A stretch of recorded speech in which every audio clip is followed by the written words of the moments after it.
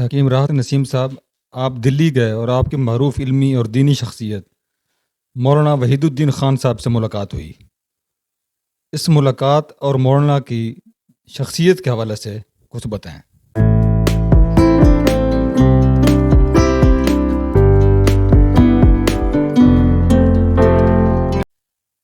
مجھے اپنے سفر بہارت کے دوران مولانا وحید الدین خان سے بھی شرف ملاقات حاصل ہوا۔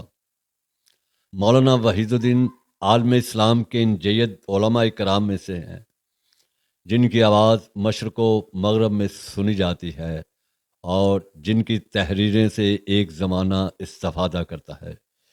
یقیناً بعض لوگوں کو ان کی رائے سے اتفاق ہے اور بعض کو اختلاف ہے، لیکن بہرحال ان کی علمیت اور ان کی خدمات اور اسلام کے حوالے سے ان کی تحریروں سے کسی کو انکار ممکن نہیں۔ تو دہلی میں جب ہم گئے تو میرے ساتھ تھے پروفیسر ڈاکٹر عثمان غنی خان۔ ہم دونوں نے ایک روز پروگرام بنایا کہ مولانا وحید الدین صاحب سے ملتے ہیں۔ ہم نے ان سے رابطہ کیا، ان سے وقت لیا۔ اگلے روز ہم نماز ظہر کے بعد نظام الدین ویسٹ ان کی رہائش گاہ پر پہنچے۔ جب ہم پہنچے تو مولانا ہمارے منتظر تھے، دروازے پر کھڑے تھے، بڑے پرتپاک طریقے سے ملے اور ہمیں اپنے گھر کے گیٹ کے ساتھ سیڑھیوں میں سے اوپر اپنے کمرے میں لے گئے، جس کے سامنے کتابیں لگی ہوئی تھیں اور زمین پر قالین بچھا ہوا تھا۔ مولانا تکیے کے ساتھ ٹیک لگا کے بیٹھ گئے اور ہم مولانا کے سامنے بیٹھ گئے۔ مولانا نے خیریت دریافت کی، پاکستان کے متعلق چند باتیں کی اور پھر ہم سے کہا کہ اب میں کچھ دنوں کے بعد پاکستان جانے کی خواہش رکھتا ہوں۔ ہم نے انہیں خوش آمدید کہا کہ آپ ضرور تشریف لائیے، آپ کو عرصہ ہو گیا کہ آپ پاکستان تشریف نہیں لائے، وہاں بھی آپ کو پڑھنے والے اور چاہنے والوں کی ایک بڑی تعداد ہے۔ تو ہم نے مولانا سے پہلا سوال یہ کیا کہ مولانا، ہمارا تعلق شعبہ طب کے ساتھ ہے۔ بعض لوگ طب کو طب اسلامی کہتے ہیں، جبکہ اس کا نام صدیوں سے طب یونانی ہے، تو اس بارے میں آپ کی کیا رائے ہے؟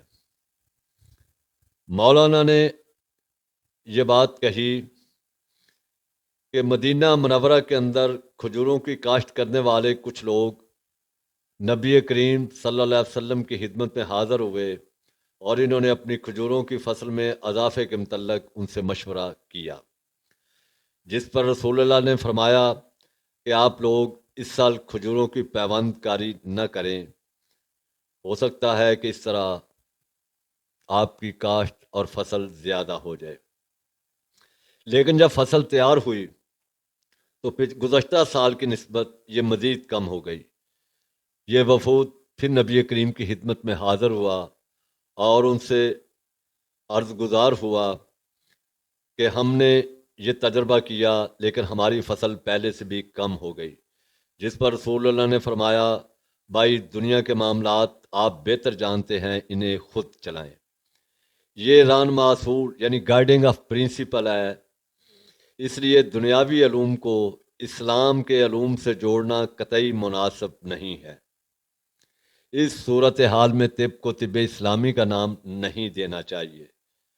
ہم نے مولانا کی اس اطمینان بخش وضاحت کے بعد دوسرا سوال کیا کہ اسلام اور سائنس کا آپس میں کیا تعلق ہے۔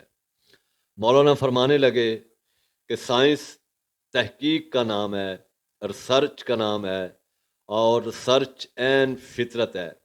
اسلام دین فطرت ہے، اس لیے اسلام اور سائنس قطعی طور پر متصادم نہیں، بلکہ سائنس اسلام کے عین مطابق ہے۔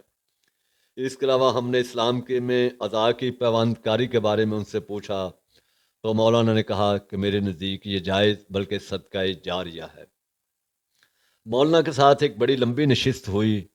آخر میں ہم نے ان سے کشمیر کے بارے میں ایک سوال کیا تو مولانا جہاد کشمیر سے منکر تھے اور وہ اس کو جہاد تسلیم نہیں کرتے تھے۔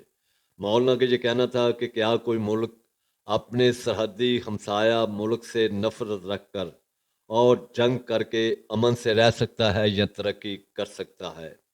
معلوم نہیں پاکستان کے لوگوں کو کیا ہو گیا ہے، بہرحال یہ مولانا کے خیالات تھے جس سے اتفاق ضروری نہیں. میں نے تو مولانا کے خیالات صرف پیش کیے ہیں، اس کا مطلب یہ ہرگز نہیں کہ ہمیں ان کے رائے سے اتفاق بھی ہو.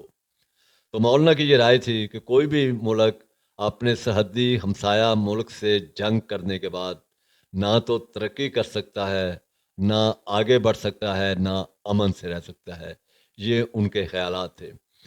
مولانا کے خیالات سننے کے بعد، مولانا سے ملنے کے بعد مولانا کی علمی شخصیت کا اندازہ ہوا اور ان کے خیالات کو قریب سے سمجھنے کا موقع ملا. مولانا یقیناً ایک بہت بڑے آدمی، مطلب ہماری تاریخ کے اندر بہت بڑے آدمی ہیں اور ان کی خدمات کا دائرہ بھی بہت وسیع ہے. اور میں سمجھتا ہوں کہ جو لوگ صرف برے صغیر ہی نہیں پوری دنیا میں اسلام کو سمجھنے کے لیے پڑے جاتے ہیں، ان میں یقیناً ایک نام مولانا وحید الدین خان کا بھی.